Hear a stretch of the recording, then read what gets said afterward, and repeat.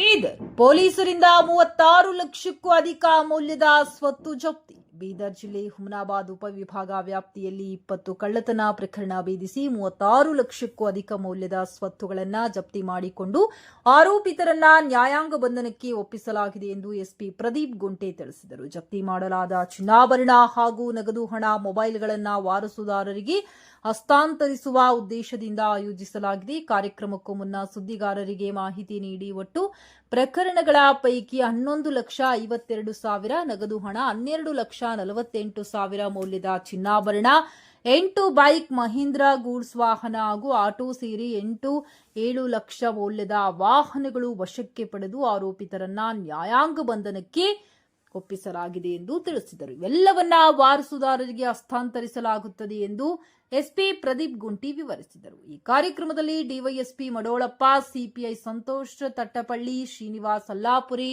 ಅಲಿಸಾಬ್, ಅಮುಲ್ ಕಾಳಿ ಹಾಗೂ ಎಲ್ಲಾ ಠಾಣೆಯ ಪಿಎಸ್ಐ ಹಾಜರಿದ್ದರು. ವರದಿ ಶ್ರೀಮಂತರಾವ್ ಇಂಚೂರಿ. ಅದೇ ರೀತಿ 119 gram gold which is costing around 12,48,000. ಅದೇ ರೀತಿ ಒಂದು ಎಮ್ಮೆ, ಅದೇ ರೀತಿ 8 ದ್ವಿಚಕ್ರ ವಾಹನಗಳು, ಕಳುವಾಗಿದ್ದ ದ್ವಿಚಕ್ರ ವಾಹನಗಳು 8 ಹಾಗೂ ಒಂದು ಮಹೀಂದ್ರ ಗೂಡ್ಸ್ ವಾಹನ, ಒಂದು auto rickshaw and 3 quintal soybean.